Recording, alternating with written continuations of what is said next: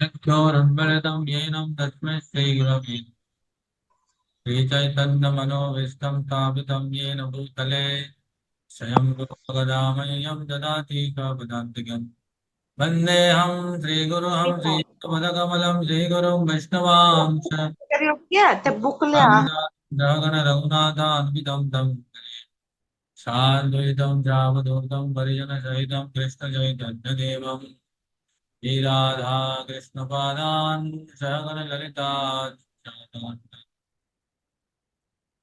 हे कृष्ण करुणा सिंधो दीनबंधु जगतपते गोपेश गोपिका कांत राधकांत नमस्ते तप्त कांचन गौरांगी राधे वृंदावनेश्वरी यशोवानुसुते देवी प्रणमामि वाञ्छाकल्पतरुभ्यश्च कृपा सिन्धुभ्यैव च पतितानां पावनेभ्यो वैष्णवेभ्यो नमो नमः जय श्री कृष्ण चैतन्य प्रभु नित्यानंद श्री अद्वैत गदाधर शिवासादि गौर भक्तवृंद हरे कृष्णा कृष्णा कृष्णा हरे हरे हरे राम राम राम हरे हरे ओम नमो भगवते वासुदेवाय ओम नमो भगवते ओम नमो भगवते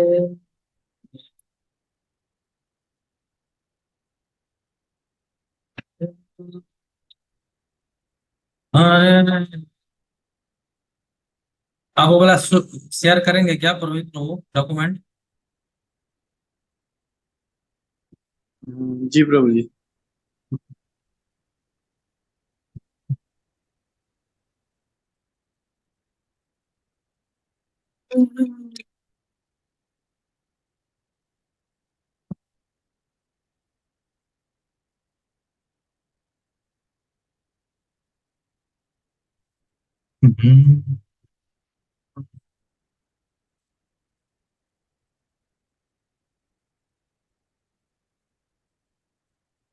प्रभु जी फाइनल हैंडबुक वाला।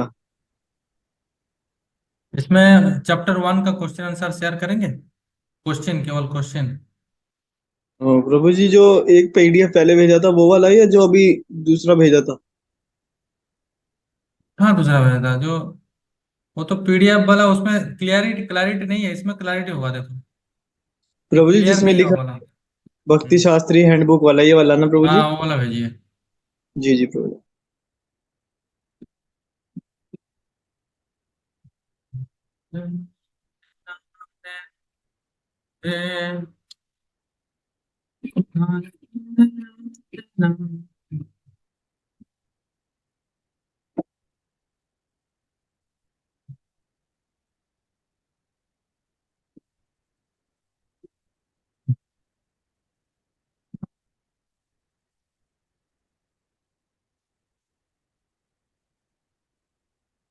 प्रभु जी स्क्रीन शो हो रहा है?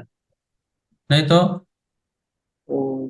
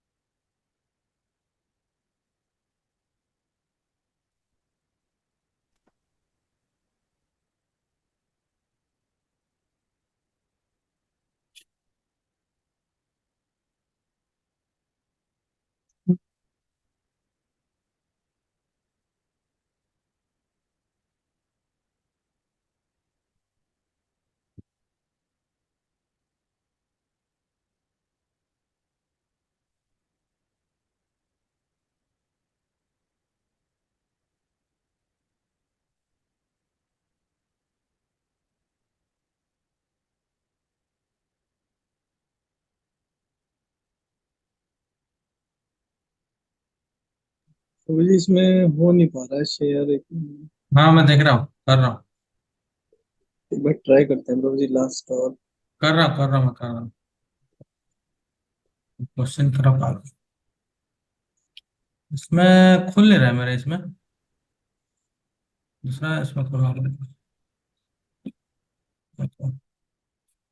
सेव कर देना। वर्ड नहीं खोल रहा है।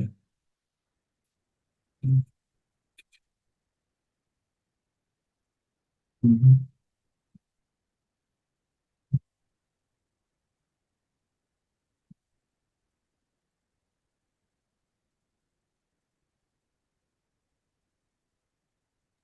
प्रभु जी अभी शो हुआ।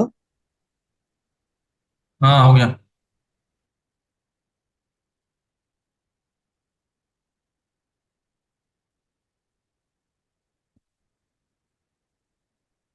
आ गए बाकी सब आवाज।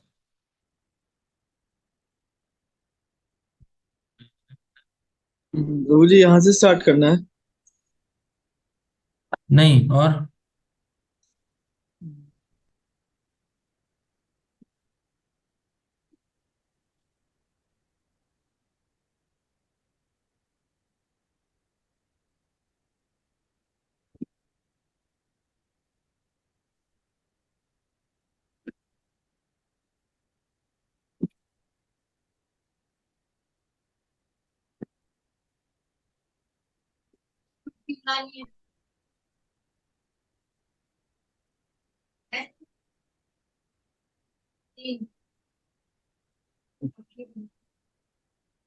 प्रभु जी कहाँ से स्टार्ट करना है। क्वेश्चन देखो ना, क्वेश्चन है क्या उधर? क्वेश्चन है ना? फाइनल भक्ति सिस्टम और सेट। पेज नंबर प्रभु जी शायद। देखना, मैं देख रहा हूँ, देख रहा हूँ, देख रहा हूँ, देख रहा हूँ।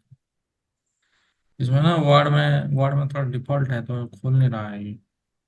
मैं दूसरा में खोलना पड़ेगा। अध्याय 1 से 3।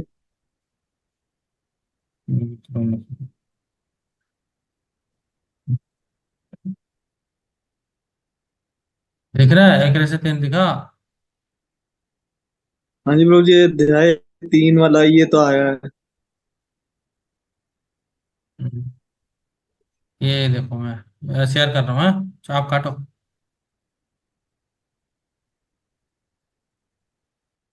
अब काट दिया।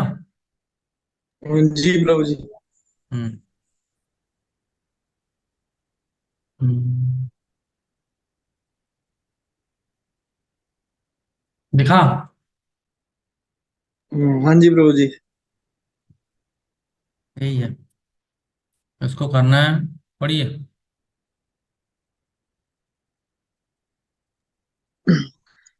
जय श्री भक्तिवेदांत स्वामी शिला प्रभुपाद की जय। भगवत गीता अध्याय 1 से 3 बंद पुस्तक मूल्यांकन प्रश्नावली। अध्याय 1 श्लोक 1 संख्या 1 से 13। नहीं, श्लोक संख्या, हाँ। एक से श्लोक तेरह संख्या 1 से 13 तक, हाँ। भगवत गीता उत्तम आस्तिक विज्ञान क्यों है। क्यों है? और क्या माता जी कहाँ गई? प्रभु जी वो उनको माता जी के साथ वो राशन लेने जाना था तो वो माता जी के साथ गई हैं। अच्छा, बताइए।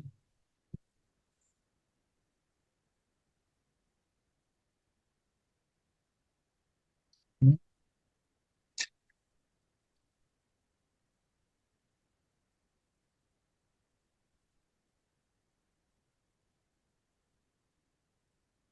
क्यों है? क्योंकि प्रभु जी भगवान अर्जुन को कह रहे हैं कि जो मैं तुम्हें ज्ञान दे रहा हूँ वो सबसे टॉप मोस्ट ज्ञान है। नहीं, नहीं, नहीं, नहीं। इसमें भगवत गीता एक आस्तिक विज्ञान है क्योंकि भगवान मुख से इसको बोले हैं। प्रभु जी आपका आवाज कम आ रहा है थोड़ा। बोल रहा हूँ कि ये भगवत गीता आस्तिक विज्ञान है क्योंकि ये भगवान स्वयं अपने मुख से बताए हैं। या आप पढ़े कि नहीं, तात्पर्य पढ़े कि नहीं पढ़े? प्रभु जी मैं पहले इसको चैप्टर। दूसरे, हाँ, मैं दूसरे दूसरे एक बुक में उसको हाईलाइट करके रखा था, वो बुक छूट गया उसमें। आज मैं पूरा पूरा क्वेश्चन आंसर को देख रहा था। उसमें उसमें मैंने उसको हाईलाइट करके रखा था, तो मंदिर में छूट गया। भगवत गीता एक बहुपाठित आस्तिक विज्ञान है जो गीता महात्म्य में सार रूप से दिया गया है। मनुष्य को चाहिए कि भगवान श्री कृष्ण को भक्ति सहायता से ध्यान करें और लिखे पढ़े सुने से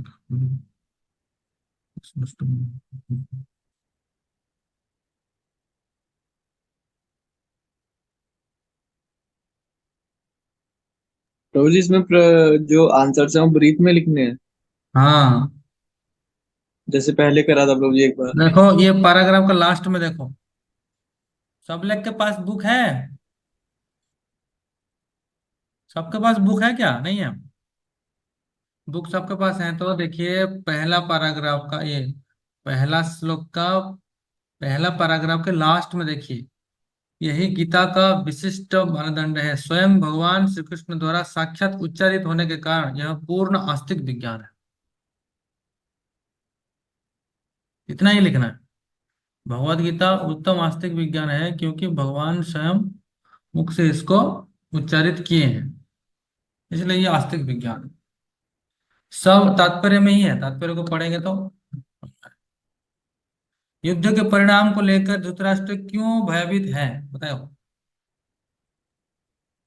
प्रभु जी क्योंकि धृतराष्ट्र को मालूम है कि जहाँ युद्ध होने वाला है वो धर्म भूमि है, और जो हाँ। धर्म के विरुद्ध में रह के वहां पे युद्ध लड़ेगा वो हारेगा, तो इसलिए हम्म। इसलिए भयभीत है कि जो कौरव है उनके बेटे हैं वो हार जाएंगे, हम्म। इसलिए प्रभु जी वो भयभीत हैं। हाँ,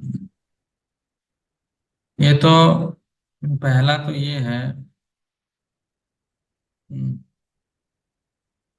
क्यों धृतराष्ट्र क्यों भयभीत था, इसमें देखो तात्पर्य रखे सेकंड लास्ट बराबर में देखिए, क्योंकि इस युद्ध को कुरुक्षेत्र में लड़ा जाना था जिसका उल्लेख वेदों में स्वर्ग के निवासियों की भी। धृतराष्ट्र अत्यंत भयभीत था कि इस पवित्र स्थल का युद्ध के परिणाम पर न जाने कैसा प्रभाव पड़े। उसे भलीभांति ज्ञात था कि उसका प्रथम प्रभाव अर्जुन तथा पंडु के अन्य पुत्र पर अत्यंत अनुकूल पड़ेगा। ऐसे ही धर्म क्षेत्र बहुत पुण्य भूमि है, और पांडव भी पुण्यशाली हैं, वो भी पुण्यात्मा है, तो उनको और बलशाली करेगा। धृतराष्ट्र जानता था कि पांडव लोग सही पक्ष में है, धर्म पक्ष में है। देखो युद्ध चल रहा है, फिर भी वो मना नहीं कर रहा है क्योंकि धृतराष्ट्र को पता था कि ये धर्म क्षेत्र में है और ये धार्मिक है, धर्म पक्ष में है, तो युद्ध ये लोग जीतेंगे। मगर वो नहीं चाहता था कि ये लोग जीतें, वो युद्ध निर्णायक निर्णायक होना चाहता था। वो युद्ध निर्णायक मोड़ पे आना चाहता था, निर्णायक निर्णयात्मक संग्राम चाहता था, कौन, धृतराष्ट्र। और ये तो एक हुआ, दूसरा है कि ऐसा वो डर रहा था कि उनका जो जो पुत्र दुर्योधन, वो पुण्य प्रभाव के कारण उसका ना मन बदल जाए और कॉम्प्रोमाइज कर ले, ये भी वो डरता था। क्यों? तीसरा कारण ये है कि धृतराष्ट्र अपने सिंहासन के प्रति बहुत आसक्त था, क्योंकि वो अनक्वालिफाइड था वो थ्रोन के लिए, वो राजगादी के लिए, तो वो नहीं चाहता था कि वो राजगादी से हटे, ये भी एक कारण था। इसीलिए वो चाहता था कि मेरा बेटा जीते, ताकि मैं थोड़ा और कुछ दिन रहूं, क्योंकि युवराज तो बना दिया हूं मैं, युवराज बनेगा मेरा बेटा, मगर मैं थोड़ा राजगादी में बैठ सकता हूँ कुछ दिन, तो और पांडव लोग जीत गए तो और कोई क्वेश्चन नहीं है। तो नहीं चाहता था, इसीलिए। तो पहला पहला रीजन क्या है? हम्म, कुरुक्षेत्र पुण्य भूमि होने के कारण, पुण्य के प्रभाव से पांडव लोग हो सकते हैं कि वो जीत जाएं, उनका पल्ला भारी हो, और वो संभावना ज्यादा है कि वो जीत जाएं। धर्म क्षेत्र होने के कारण स्वयं भगवान उनके पक्ष में है, ये भी एक कारण है। डर रहा था कि वो जीत ना जाए। हम्म, आगे के क्वेश्चंस में होगा। मगर ये पैराग्राफ मिला आपको?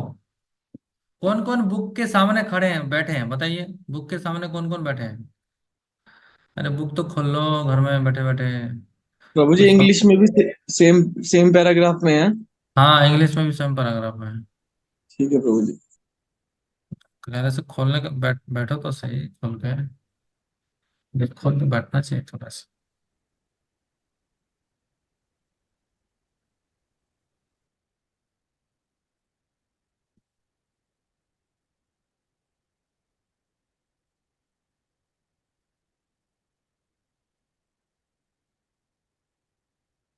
ठीक है। भली बात क्या था कि इसका प्रभाव अर्जुन तथा पांडु के अन्य पुत्र पर अत्यंत अनुकूल पड़ेगा, क्योंकि स्वभाव से ही वो पुण्यात्मा थे। हम्म, यही रीजन है उसका।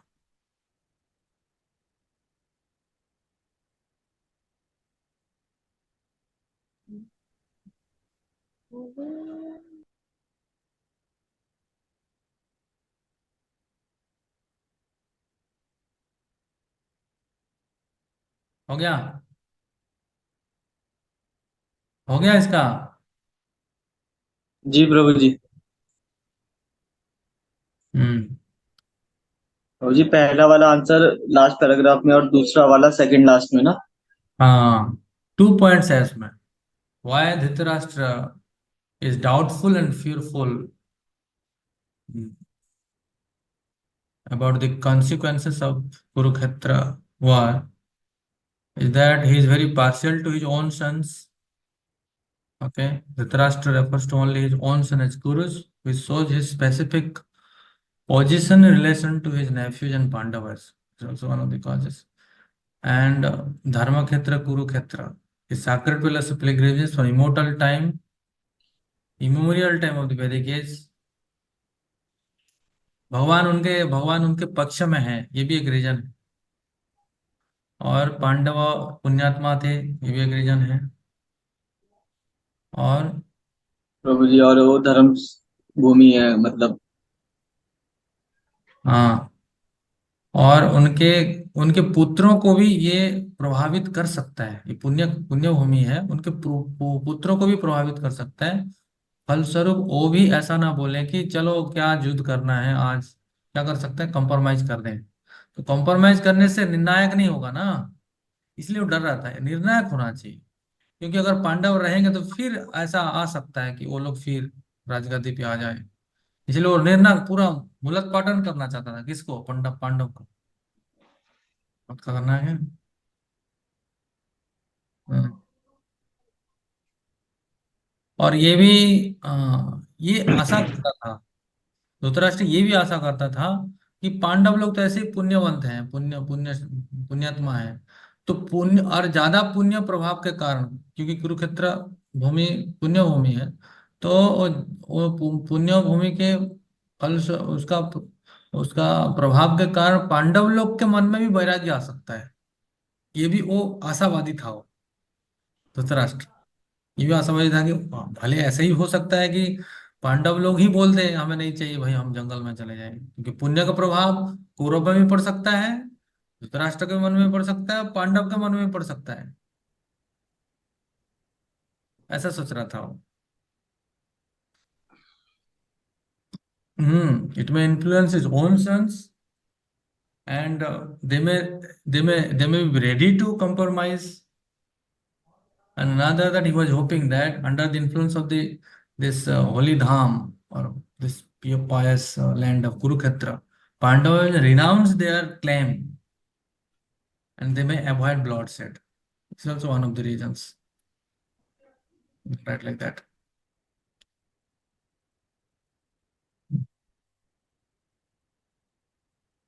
ठीक है, ये ठीक है। ठीक है ना ये? जी प्रभु जी प्रभु। फिर आ गया कौन सा क्वेश्चन? Second number. कौन सा दिख रहा है आपको? प्रभु जी अभी तो ये अध्याय एक श्लोक संख्या 1 से 13 इसमें। दिख रहा है क्या? हाँ जी प्रभु जी। कहाँ गया, मेरे को नहीं दिख रहा ये वाला। ठीक।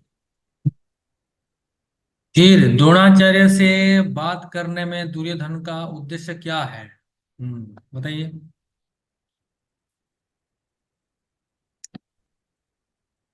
प्रभु जी द्रोणा। कॉम्प्रोमाइज। हाँ, बताओ बताओ।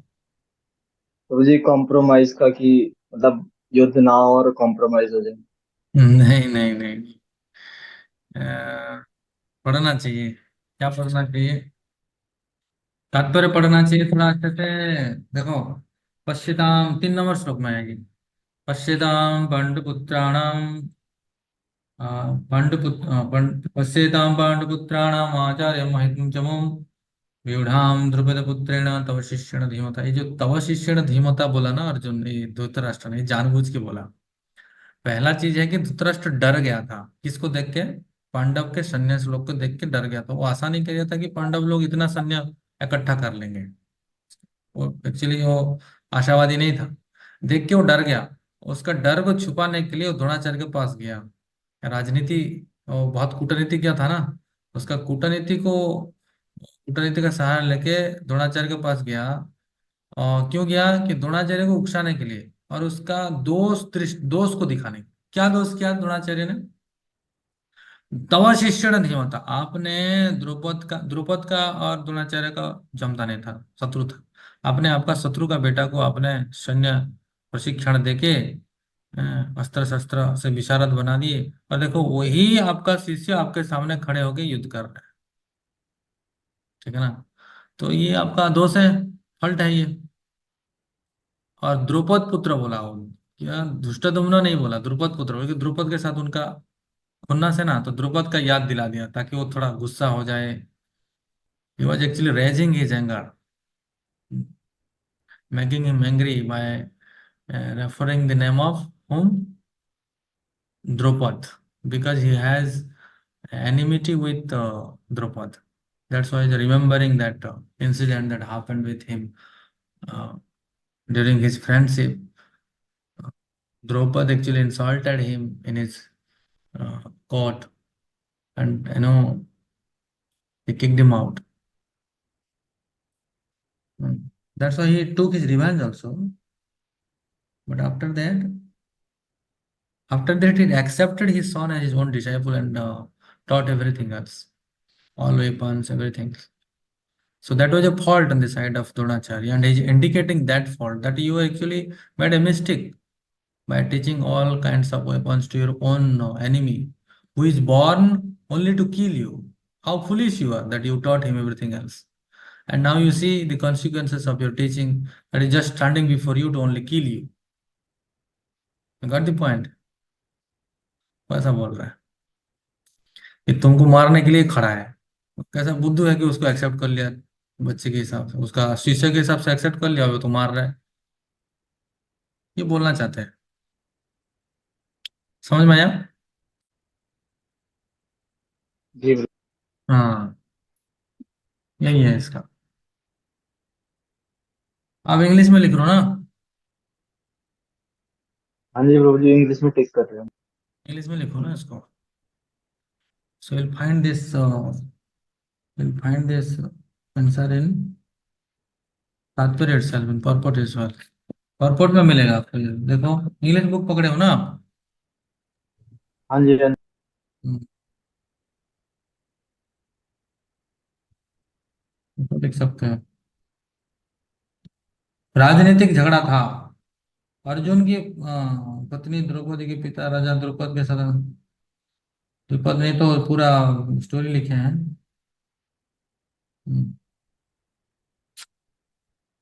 हाँ जी प्रभु जी यहाँ लिखा है द्रोणा द्रोणाचार्य दुर्योधन से जो ग्रेट क्लास, हाँ देखो, दुर्योधन ने द्रोणाचार्य की ग्रेट। इस दुर्बलता की ओर इंगित किया। He had this weakness, and he is indicating that this weakness only. What? जिसके वह युद्ध में जगह, व्हाट इज इट, सजग रहे और समझौता ना करें। हाँ, ये भी किए। He has actually leniency towards Pandav. वो पांडवों के तरफ उसका एक पक्ष, मतलब एक क्या था, एक एक सहानुभूति था, एक विकनेस था। पांडवों की तरफ ऐसे ही विकनेस था। किसका? द्रोणाचार्य का। तो वो याद दिला रहा था कि आप उनके तरफ तो ऐसे ही थोड़ा लिनियंसी हो।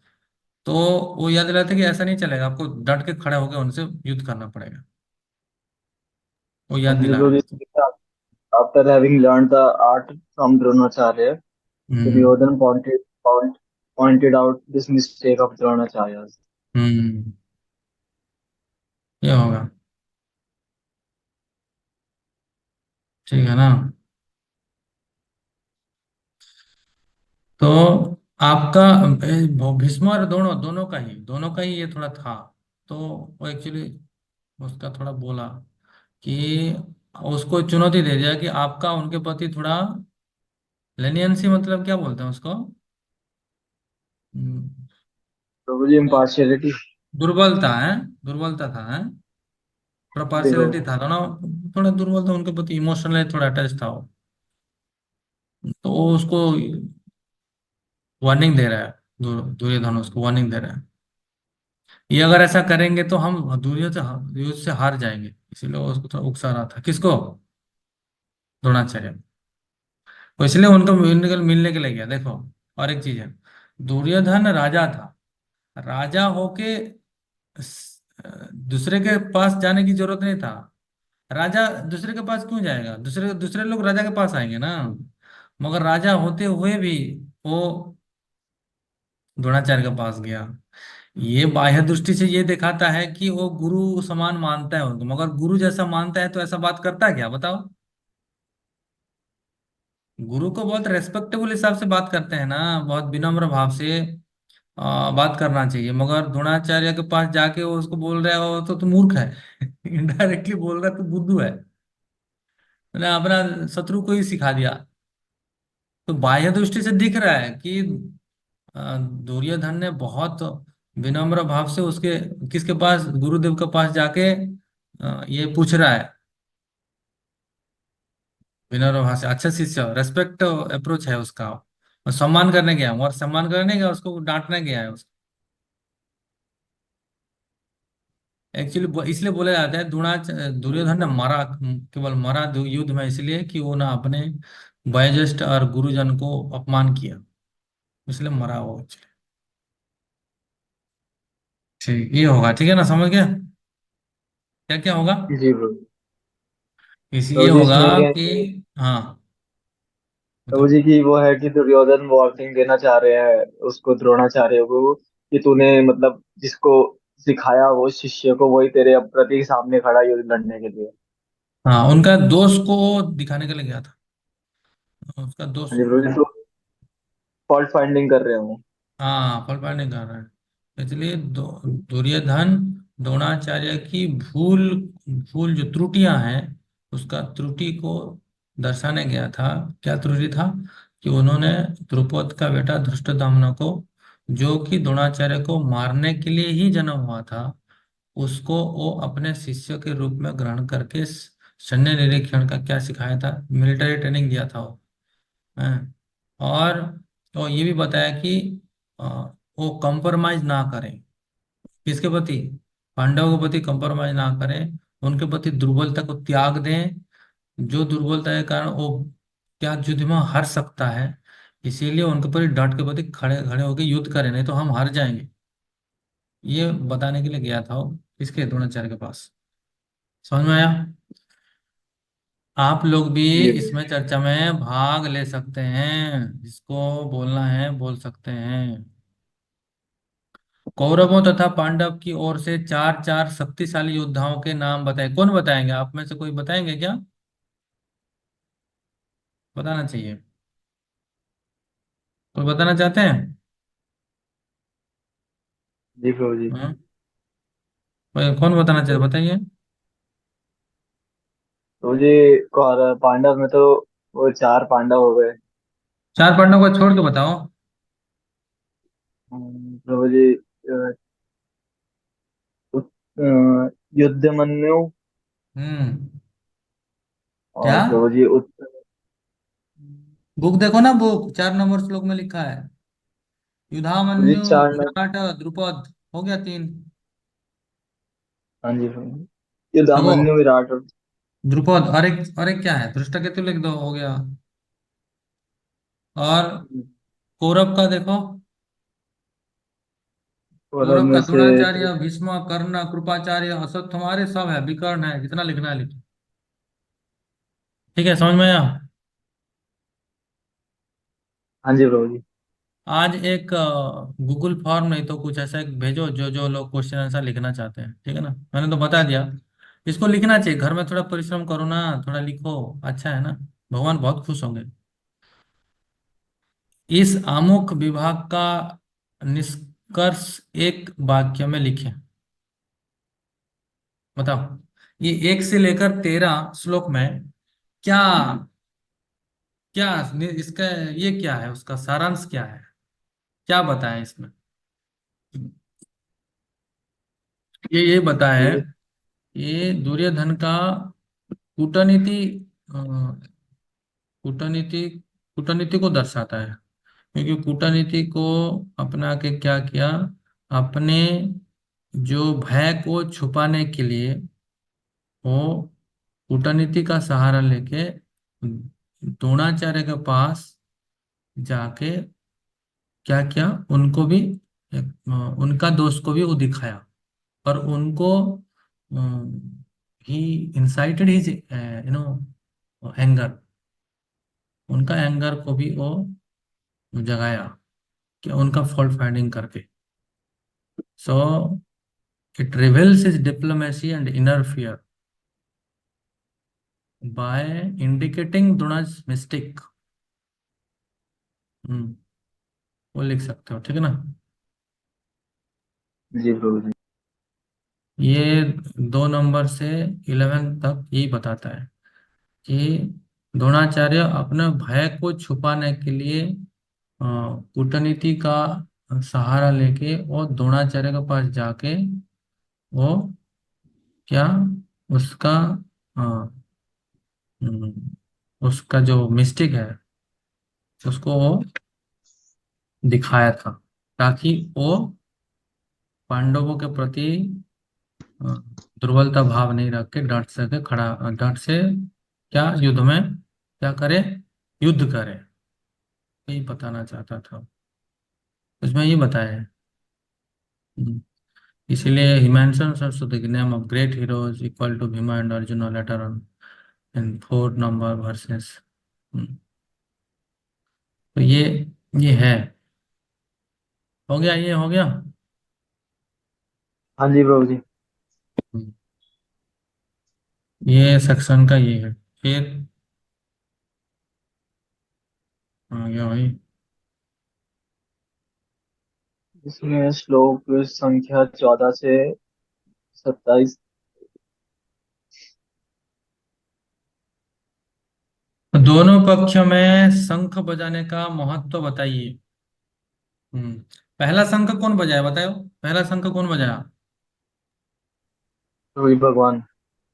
भगवान ने श्री बजाया, कृष्ण। देखो, कौन बताएंगे पहला शंख कौन बजाया, हाथ ऊपर करिए।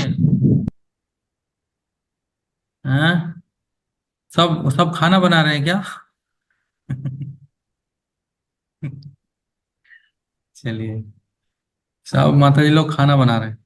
देखो इधर कोई है नहीं, कोई प्रभु जी लोग है नहीं कोई, सब व्यस्त हैं आजकल, जन्म सब है, सब माता जी लोग हैं, और माता जी लोग प्रभु जी सब। हम्म पितामह बजाय इसमें। हाँ, पिता में बजाए मेरा तो हाथ उठ ही नहीं रहा है। हैं। हम्म ठीक है, भीष्म ने बजाए, ठीक है, जिसको आते हैं वो है, हाथ ऊपर कर सकते हैं, हाथ ऊपर करना अच्छा है। तो पितामह भीष्म ने बजाए, ठीक है ना। तो पितामह भीष्म ने क्यों बजाए।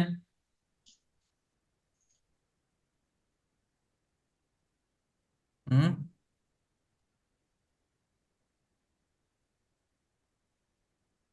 हाँ, बताओ प्रभु। प्रभु जी उन्हें मतलब एक दिव्य उसके लिए कि कोई होप है उन्हें विक्ट्री की, जीतने की उनकी संभावना है, इसलिए उन्होंने शंख बजा के ऐलान करा कि हम शुरू कर सकते हैं युद्ध। गुरु नहीं, ऐसा नहीं है, तात्पर्य पढ़ते नहीं हो आप। ऐसा नहीं है महाराज। इसका बहुत सारा रीजन है, तात्पर्य पढ़ोगे तो पड़ेगा, ठीक है ना। कौन सा श्लोक, लिख लो, लिख लो सब, नहीं तो आप इसको सुन लेना बाद में। ये कौन सा श्लोक में है? भीष्म देव 14 का। नंबर में। एक मिनट। हाँ। शायद 14 नंबर में है। कितना नंबर ये श्लोक, इसको देखना पड़ेगा। तो शायद 14 से 14 में कितना, है। 14 से सत्या है। हम्म, हम्म,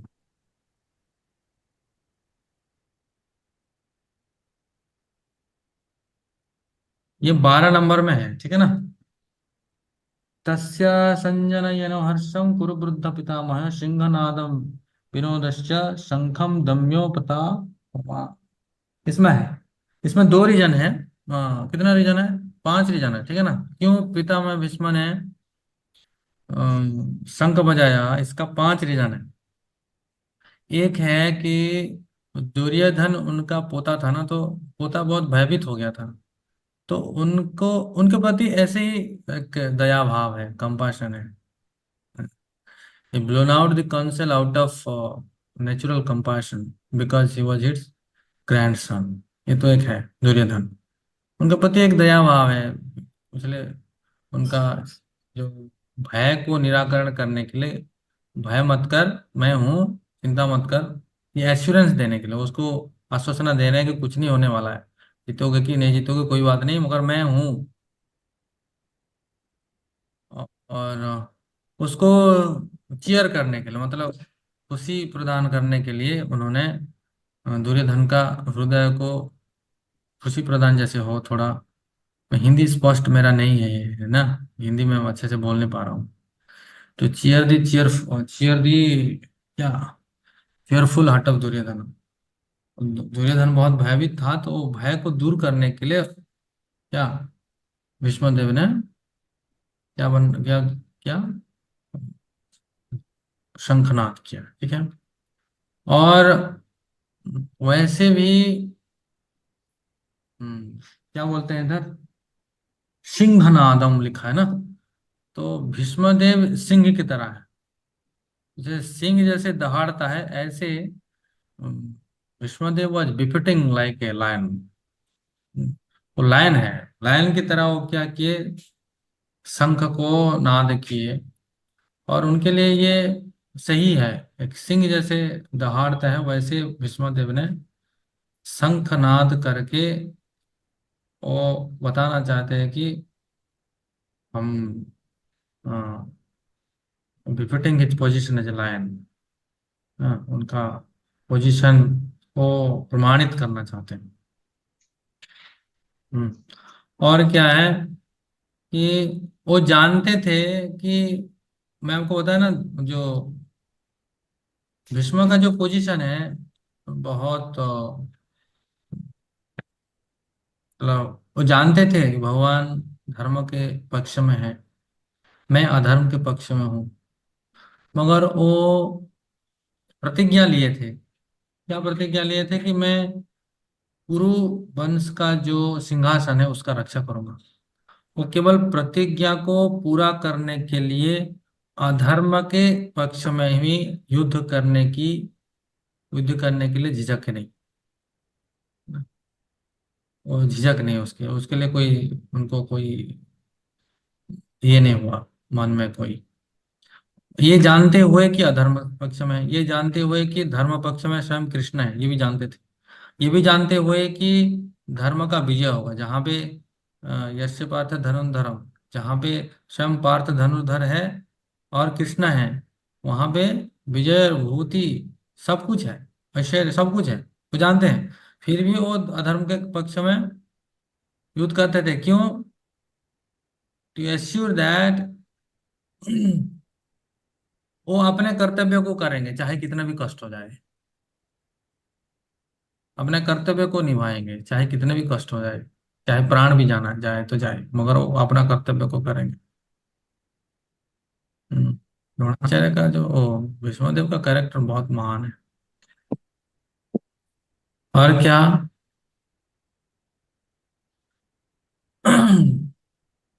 हम्म, और जो कॉन्सेल जो जो जो सिंहनाद उन्होंने बजाया, सिंह सॉरी, जो क्या बजाया, जो शंख बजाए, वो ये अपने जो हताशा, जो दुर्योधन को ये बताना चाहते हैं कि तुम्हारा विजय अभी होने वाला नहीं है। क्यों? कि स्वयं कृष्ण दूसरे साइड में खड़े हैं। ये तात्पर्य में आपको मिलेगा ये सब। ठीक है ना? 12 नंबर में प्रभु इसे जी ये दोहरा वाला गया। जो ये हम्म, विक्ट्री वाला है, ये तो शायद 14 नंबर में है, प्रभु जी। ऐसा तो लिखा है, फिर युद्ध करना इनका कर्तव्य, और हाँ ये तो है, संबंध में कोई कसर नहीं रखेंगे।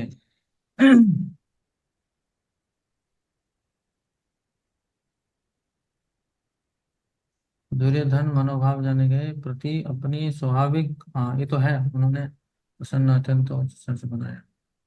आगे प्रभु मैं जी बताऊँ। इसमें लिखा ना, the sounding of the transcendental constant indicated that there was no hope of victory for the other side है ना बिकॉज इधर, कृष्णा क्योंकि वाज। दूसरे पक्ष में साक्षात भगवान श्री कृष्ण है, तो तात्पर्य में ओके है ओके। ये। हाँ, ठीक है। पहला कि he will not the counsel out of his natural compassion for grandson Duryodhan to cheer the fearful heart of Duryodhan, and Singhanadam, that he fears his position as lion, then to assure that no pen should be spread in his duty to fight, वो करेंगे अपना कर्तव्य जैसे ही करेंगे। And last one क्या, Krishna himself is on the other side of Pandav, so there is no question of victory. ये प्रभु जी ये इसमें जैसे, लास्ट। प्रभु जी जैसे इसमें इन्होंने आगे वो भी दिया हुआ श्लोक की, जयस्तु पांडुपुत्राणाम यस्यम पक्षे जनार्दना। हाँ वो तो लास्ट है, लास्ट श्लोक है भगवत गीता का। प्रभु जी ये लिख सकते हैं उसमें ब्रैकेट में साइड में? यार ज्यादा नहीं लिखना, गड़बड़ हो जाएगा।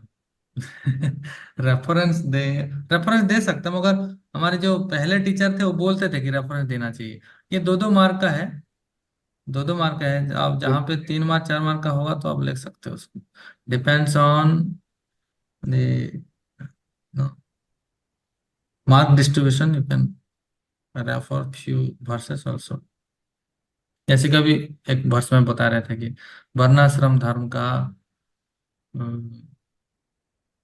आश्रम धर्म का महत्व तो बताइए, या वर्णाश्रम धर्म और भक्ति, ये दोनों में क्या अंतर है? वर्णाश्रम धर्म और भक्ति दोनों में क्या अंतर है? क्या अंतर है बताओ? वर्णाश्रम धर्म और भक्ति में क्या अंतर है? प्रभु जी जो वर्णाश्रम धर्म है वो हमें सिंसियरिटी और चीजें एकदम पंक्चुअलिटी में, मतलब सिस्टमेटिक तरीके से सिखाता है, और भक्ति हमें प्रेम, भगवान के प्रति प्रेम सिखाती है। मैं कौन बताएंगे वर्णाश्रम धर्म और भक्ति में क्या अंतर है? वर्णाश्रम धर्म सकाम कर्म है, भक्ति निष्काम कर्म है। वर्णाश्रम धर्म फ्रूटी एक्टिविटी है, वर्णाश्रम धर्म, क्योंकि उसमें उसमें उसमें शास्त्र के अनुसार आप भोग कर सकते हो, मगर भक्ति में केवल भगवान की संतुष्टि के लिए है। ये अंतर है, बेसिक अंतर ये है, मगर वो शास्त्र के अनुसार होता है ये। चलो कोई बात नहीं, नेक्स्ट। नेक्स्ट क्या है?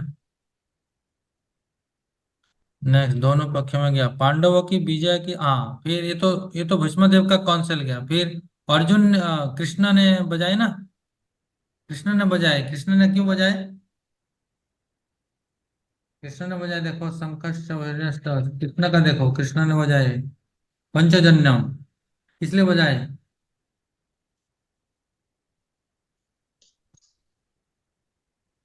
अम, भगवान ने इसलिए बजाए ताकि भगवान, ये विजय का सूचक है, ठीक है। पंचजन्य कृष्ण बजाए, भगवान बजाए, ये बजाए कि वो कौरव अवश्य ही कौरव हारेंगे, ये ऐलान कर रहे हैं भगवान। When Krishna blows his conch shell, he is going to announce the message that Kauravas are going to be defeated in this battle. ये है, वो हारेंगे ही हारेंगे। प्रभु जी ये कौन से श्लोक? ये 15 में होगा, 15 में है। ये पंचजन्यम पंचजन्य ऋषिकेश वाला है। ऋषिकेश महादेवदत्तम। देखो, यहाँ कुरुक्षेत्र की युद्ध भूमि में भगवान कृष्ण अर्जुन की दिव्य, भगवान ने विविध नाम था।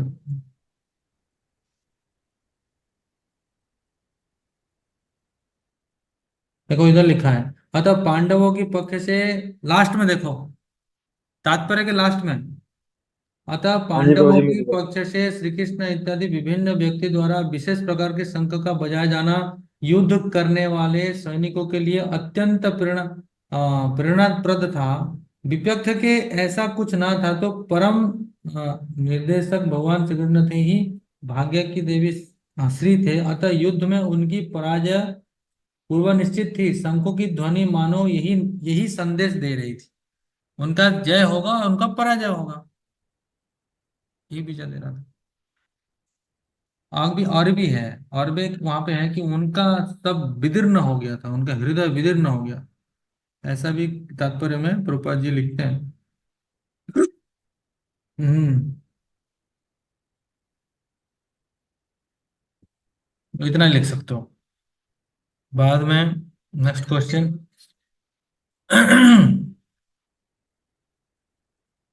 ठीक है, पांडवों की विजय की 3 लक्षण बताएं, बताओ।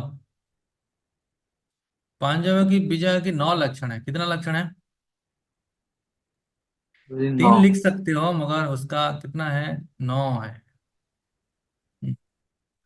हमारे ये टीचर बताए थे। एक्चुअली आप कोई ये अच्छे से अगर इसको अध्ययन करोगे ना, भगवत गीता, अरे बहुत इंटरेस्टिंग है। पहला है, भगवान की स्वयं यहाँ पे उपस्थिति ये दर्शाता है कि विजय भूति, जो श्लोक बताए रहे थे आप, जहाँ पे कृष्ण है अर्जुन है वहां पे तो विजय ही है।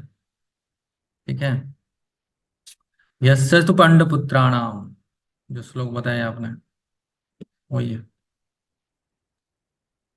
ठीक है, दूसरा है कि माधव, माधव का अर्थ है कि जो कि लक्ष्मी की पति, जो लक्ष्मी की पति हैं। लक्ष्मी क्या है? शुभ की सूचक है। तो लक्ष्मी भी पति होने, जहां पे कृष्ण है वहां पे शुभ ही शुभ होगा, ऑस्पिशियस ही ऑस्पिशियस होगा। गणेश सब फॉर्चून बोलते हैं ना उनको, भाग्य, भाग्य की देवी हो। जहाँ पे भगवान है वहां पे अगर लक्ष्मी होते हैं, जहाँ पे लक्ष्मी है सब कुछ शुभ ही होगा। हम्म, इसलिए सब कुछ मंगलमय गारंटी है। फिर भेन्यू है कुरुक्षेत्र, कुरुक्षेत्र स्वयं ऐसे ही पुण्य भूमि है, तो पुण्य भूमि के प्रभाव से ये लोग जीतेंगे ही जीतेंगे। धर्म की विजय ही होगा धर्म क्षेत्र में, अधर्म की विजय नहीं होगा। फिर अर्जुन के जो फ्लैग है, अर्जुन के जो रथ में जो फ्लैग उड़ रहा था उसमें कौन थे? अर्जुन के फ्लैग में कौन थे? श्री कृष्ण, श्री कृष्ण। हनुमान कृष्णा जी। कहाँ थे? हनुमान, हनुमान जी, हनुमान, सॉरी, हनुमान, हनुमान, हनुमान जी के हनुमान वो थे, फ्लैग। हनुमान, हाँ।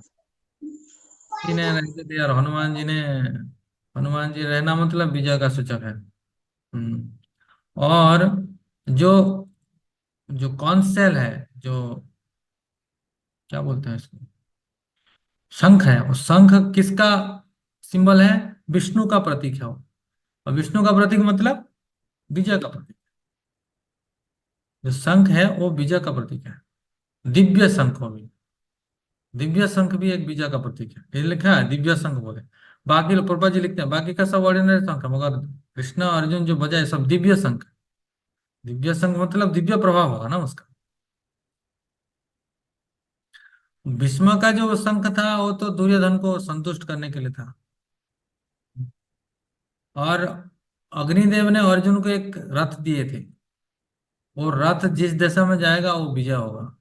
ये भी एक विजय का सूचक है। हाँ।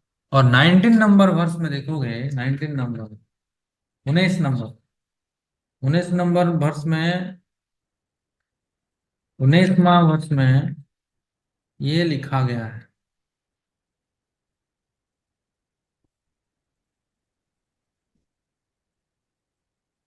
19वां में, जब भीष्म तथा दुर्योधन के पक्ष से अन्य वीरों ने अपने अपने शंख बजाए, तो पांडवों के हृदय विदीर्ण नहीं हुए।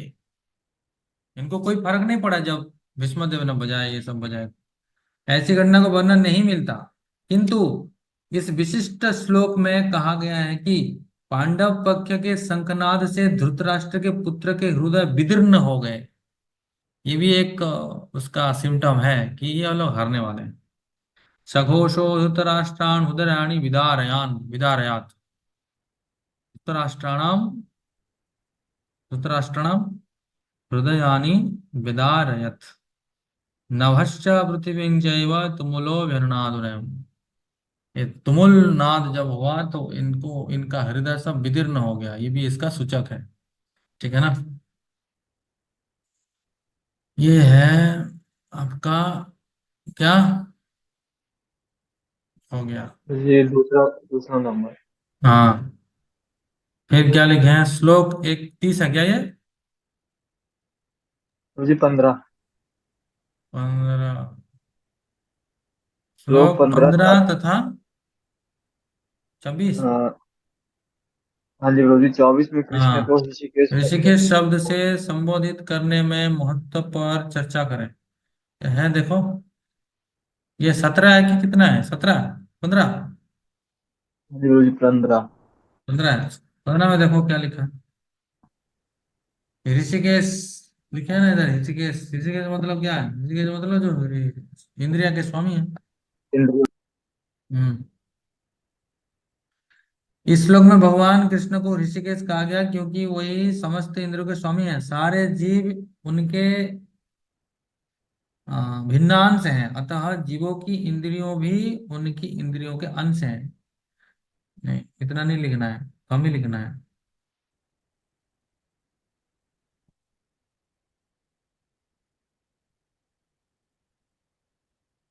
24 में होगा अच्छे से। इस श्लोक में भगवान कृष्ण ऋषिकेश कहा गया क्योंकि वही समस्त इंद्रिया के स्वामी हैं।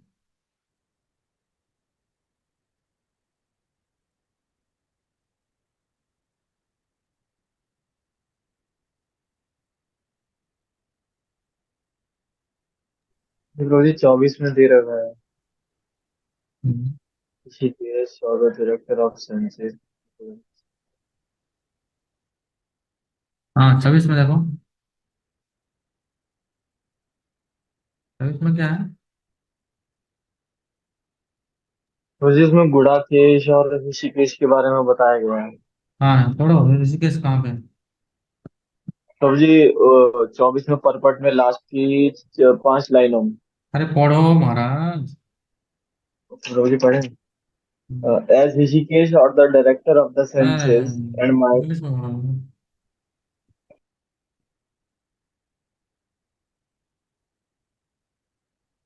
हम्म। प्रत्येक जीव की इंद्रियों तथा मन के निर्देशक अर्थात ऋषिकेश के रूप में कृष्ण अर्जुन के मंतव्य को, हाँ, ये देखो, ये महत्वपूर्ण है, बहुत महत्वपूर्ण है ये जो 24वां श्लोक में है, ये बताते हैं भगवान कि देखो, ऋषिकेश का डेफिनेशन कहाँ पे मिलता है? 15 में मिलता है कि भगवान किसके स्वामी हैं? सारे इंद्रिय के स्वामी। तो इंद्रिय के स्वामी होने के फल स्वरूप ये उनको पता है, अंतर्यामी है ना, उनको पता है कि अर्जुन क्या चाहता था। अर्जुन क्या चाहता था बताओ, इधर लिखे हैं। इसको कृष्ण भगवान बोलते प्रत्येक जीव की इंद्रियों तथा मन के, मन भी तो इंद्रिया ना, मनःष्ठानि इंद्रियाणि प्रकृति स्थानी कर सती। मन छठा इंद्रिया है। 5 इंद्रियां हमारे ज्ञान इंद्रिया हैं, छठा इंद्रिया मन है। तो मन के बात जानते थे भगवान, जो परमात्मा है। तो अर्जुन के मन में क्या चल रहा था? अर्जुन के मन में ये चल रहा था कि मैं युद्ध नहीं करूंगा। इसीलिए वो कहाँ झिझक रहा था वो युद्ध के लिए, इसलिए क्या किया, निरज था ऋषिकेश के रूप में कृष्ण अर्जुन के मंतव्य को समझ गए। क्या मंतव्य था कि मैं युद्ध नहीं करूंगा, वह समझ गए कि वह क्यों सेनाओं के मध्य में रथ को खड़ा करवाना चाहता है। देखो, अगर किसी को युद्ध करना है तो क्या जरूरत था कि मुझे बीच में लेके जाओ, कौन कौन है, मैं देखना चाहता हूँ। इसमें एक भाव ये आता है कि तो विराट राज ऐसा देखो, जिससे वो युद्ध, वो एक्चुअली द्रोणाचार्य और भीष्म को देखने के लिए नहीं गया था। द्रोणाचार्य भीष्म को बार बार हरा चुका था अर्जुन ने। युद्ध क्षेत्र में ऐसे भी योद्धा थे, कर्ण द्रोणाचार्य सब हार गए थे। विराट राजा के जब वो छद्म में थे, बृहन्नला के भेष में, तब गाय को वो लोग जो चुरा लेके चले चले गए थे, गौरव लोग उसको छुड़ाने के लिए जब गया था अर्जुन ने, तो सबको हरा दिया। तो भागे, कर्ण तो भागा था, सब भागे थे, कोई टिक नहीं पाया। तो देखने के लिए क्यों गया था वो, देखने के लिए इसलिए गया था, एक रीजन यही बताते हैं कि ऐसा कौन है जो कि फिर युद्ध करने आ रहा है। ये भी एक है। दूसरा, भगवान बता रहे हैं कि ये युद्ध करना, अगर युद्ध करना चाहता है तो देख क्यों गया है, देखने के लिए क्यों गया, इसका मतलब है कि उसके मन में कुछ है, ये युद्ध करना नहीं चाहता है। तो इसे सीधा जान के कहाँ पे रख दिए, सीधा द्रोणाचार्य और भीष्मदेव के पास ही जाके खड़ा कर दिए। दूसरे के सामने खड़ा नहीं किए रथ को, सिद्ध किसके सामने खड़ा किए, भीष्मदेव के सामने और द्रोणाचार्य के सामने ही खड़ा किए, ताकि उनके उनके ऊपर क्या था, दुर्बलता था ना वो, उनके ऊपर तो दुर्बलता था। तो वो दुर्बलता फिर जगेगा, मोहग्रस्त होगा, फिर मैं उसको क्या क्या जाऊंगा, मैं उसको भगवत गीता ज्ञान दूंगा। तो भगवान का ये एक प्रकार का प्लानिंग है कि उनको जानबूझ के कहाँ पे लेके गए, सीधा द्रोणाचार्य और भीष्मदेव के सामने ही खड़े कर लिए। तो भगवान जब उनको बोला ना कि रथ पे रथ स्थापि में च्युत, अर्जुन ने बोला ना कि मेरा रथ को दोनों को सेनाओं के बीच में स्थापन करो, अच्युत जब बोले, तो अर्जुन ने और भगवान ने बता ली ये तो गया काम से, फिर ये देखने गया है, देखने जा रहा है, ये देखने जाके ही फंस जाएगा ये, और जब फंसेगा तो फिर मुझे भगवत गीता ज्ञान देना पड़ेगा। तो भगवान का ही एक प्रकार का प्लानिंग है। तो भगवान परमात्मा है, सारे इंद्रिय के स्वामी हैं। तो जानते हुए जब अर्जुन के मन में ये आया कि मैं युद्ध नहीं करूंगा, तो वो जान के दोनों सेनाओं के बीच में खड़े कर दिए। अतः उन्होंने वैसा ही किया, और फिर वो सब प्रकार बोले, इस प्रकार बोले, क्या बोले, भीष्म द्रोण प्रमुखतः सर्वेषां च महीक्षिताम् उवाच पार्थ पश्येतान् समवेतान् कुरुनीति। और नहीं बोले कौरव, नहीं बोले कुरुनीति, मतलब दोनों है, पांडव को भी देखो और कौरव को भी देखो, दोनों देखो। और नाम भी पकारे, क्या पकारे, भीष्म द्रोण, दोनों को पकारे। जिसके प्रति उसका दुर्बलता था, उसके ही सर रथ को लेके खड़े कर दिए। तो फिर उसका मोहग्रस्त हो गया, और भगवान ने फिर भगवत गीता ज्ञान दिए। भगवान ने भगवत गीता ज्ञान देने के लिए अर्जुन को प्लान करके उधर लेके गए। भगवान, भगवान ही है, वो चाहे मुझे जहाँ प्री जो चाहे प्लान कर। था पहले से।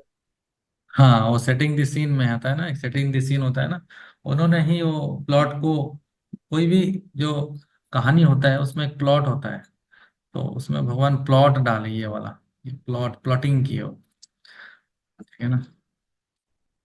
प्रभु जी, महाभारत होने का कारण क्या था? महाभारत का कारण क्या था,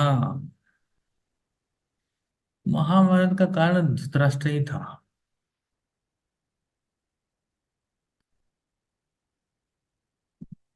सेन धृतराष्ट्र को बोलते हैं, Dhritarashtra symbolises blind mind, blind उत्तर माइंड। मोह प्रभु जी, उत्तर मोह। हाँ, मतलब माइंड, हाँ, पुत्र मोह, मोह के कारण ढक गया था। और धृतराष्ट्र को बोलते हैं सिंबल ऑफ मेटेरियल डिजायर, भौतिक इच्छा। भौतिक इच्छा, एक भौतिक इच्छा जब मन को अधिकृत कर लेता है, तो फिर कुछ नहीं दिखता, धर्म अधर्म कुछ नहीं दिखता है। इसलिए एक इच्छा को पूर्ति के लिए सारा कुल नाश हो गया। भौतिक इच्छा जब प्रबल रहता है तो भगवान का ज्ञान भी समझ में नहीं आता, इसलिए भगवान ने ज्ञान दिया ना दुर्योधन को। भगवान ने ज्ञान दिए कहाँ, दुर्योधन दुर्योधन कहाँ सुना, क्योंकि उसमें तो इच्छा प्रबल है, उसका ओन मोटिवेशन है.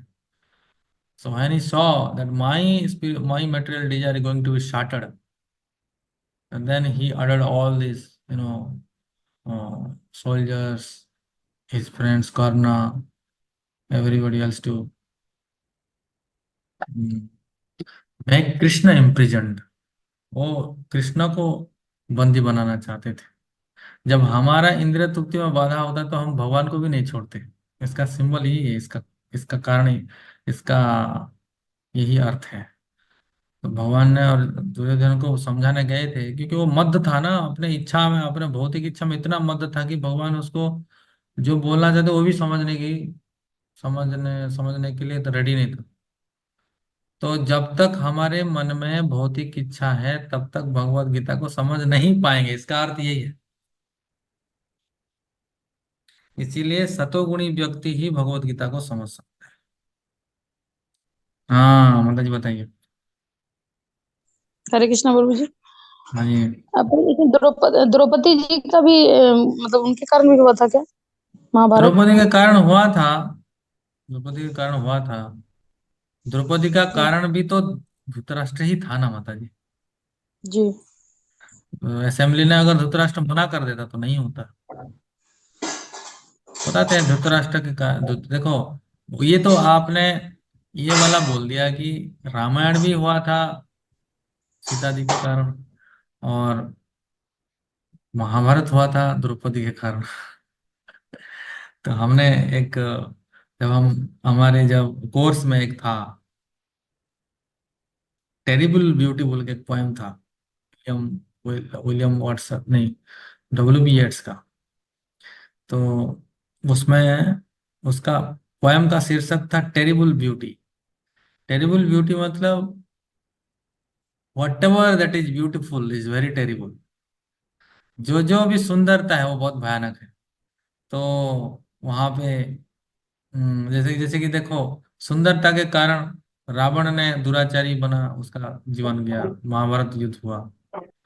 वही कि रामायण में वो युद्ध हुआ, महाभारत द्रौपदी था. और एक देते हैं उसमें हेलेन बोल के था एक, वार ऑफ ट्रोजन, सुने हो वार ऑफ ट्रोजन? हैं परोहित प्रभु, सुने हो क्या, नहीं सुने हो? तो ये ट्रोजन तो एंटीवायरस का नाम सुना है, एक हाँ वायरस ट्रोजन है। वार, वार ऑफ ट्रोजन बोल के है. वो वार ऑफ ट्रोजन बहुत बड़ा युद्ध हुआ था, ये वेस्टर्न इसमें है, हिस्ट्री में ना. तो वो एक हेलन बोल के एक प्रिंस था, वो उसने उसको भगा के ले गया. तो फिर उसके लिए पूरा युद्ध हुआ, तो विनाश ही विनाश हुआ. तो एक नारी के कारण पूरा विनाश होता है. रावण मरा इसके वजह से, दुर्योधन भी मरा इसकी वजह से. क्योंकि दुर्योधन जब वो कहाँ पे गया था,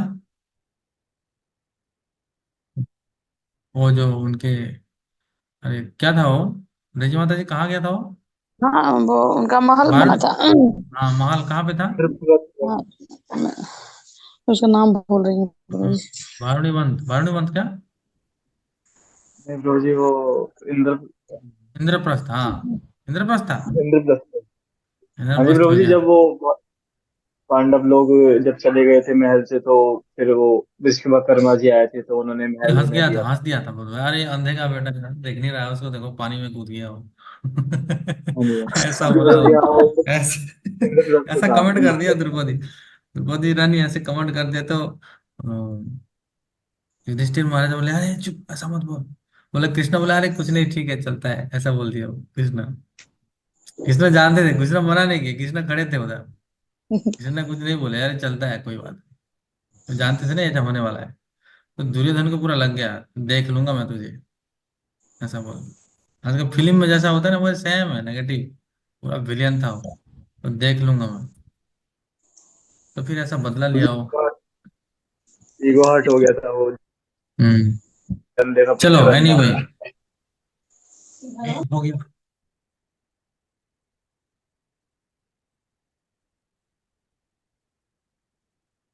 कितना टाइम हुआ? अरे 9:30 हो गया। ये तो हो गया श्लोक 101-22 के तात्पर्य के मुख्य मुद्दे को संसाधित करें, सारांशित करें। 1:22 में क्या है बताओ? 1:22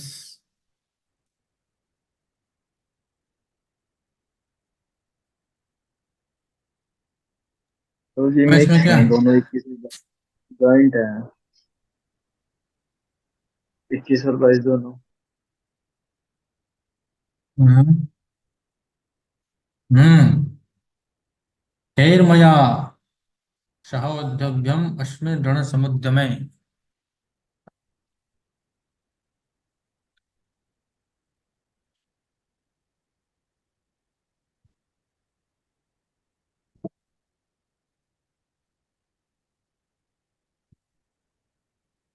या कुछ नंबर ही मानो।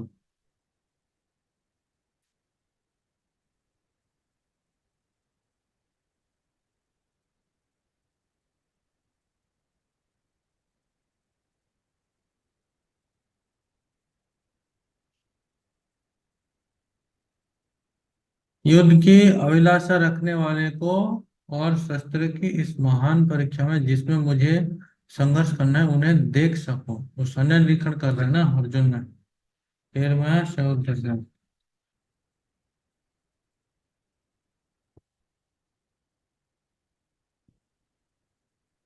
किन किन से मेरा मेरा द्वारा युद्ध होने वाला है। संघर्ष करना पड़ेगा मुझे, देखना है कौन कौन आए हैं मेरे साथ। प्रभु जी, इसमें एक पॉइंट ये भी लिखा है कि अर्जुन एक प्योर डिवोटी है, उनका कोई डिजायर नहीं थी फाइट करने की अपने भाई और कजन से। लेकिन जो दुर्योधन थे उन्होंने उन्हें बैटल फील्ड पे आने के लिए फोर्स करा, तो इसलिए उनका उन्होंने वहां कोई नेगोशिएशन नहीं करा। ये कौन सा श्लोक का है? युद्ध में अर्जुन की करुणा किस प्रकार जागृत हुई? हाँ, ये तो दूसरी का है। किस प्रकार जागृत हुई? 1 नंबर 22 का क्या होगा? तात्पर्य के मुख्य मुद्दे को सारांशित करें। मुख्य मुद्दा क्या है?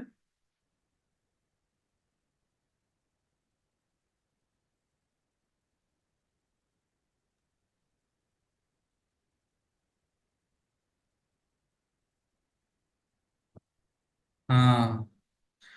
वह जानते हैं कि वह अत्यंत उत्सुक था कि युद्ध में कौन कौन से आग्रही व्यक्ति उपस्थित हैं। यद्यपि युद्ध में शांति प्रयासों के कोई प्रश्न, ये एक्चुअली पूरा सारांश को ही लिखना है पढ़ के। 22 नंबर, 22 नंबर मतलब ये पूरा आएगा 22 नंबर। ठीक है ना? 21 और 22 को मिला के जो तात्पर्य है उसका सारांश लिख देना है। ठीक है। जो मेन मेन पॉइंट है प्रभु जी इसमें। जो सारांश आएगा उसका पॉइंट से लिख देना है। ठीक है प्रभु।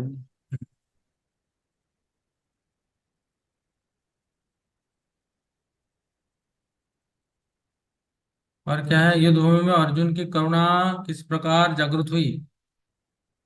उनका सहोदर को देख के जागृत हो गया। और क्या? अध्यात्म बुद्धि के कारण। उनका जितने रिलेटिव को देखा तो फिर जागृत हो गया, अध्यात्म बुद्धि था। ये नेक्स्ट कौन से वाला जो श्लोक में प्रभु? ये होगा।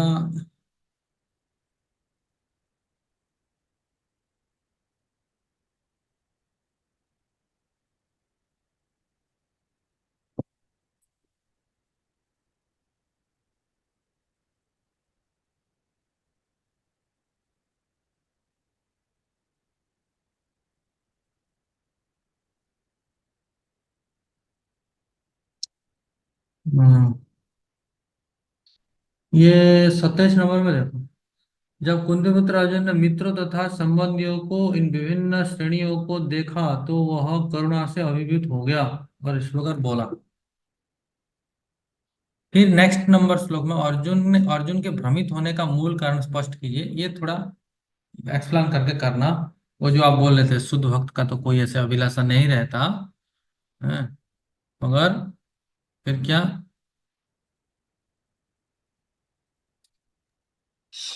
अध्यात्म बुद्धि में था ना वो।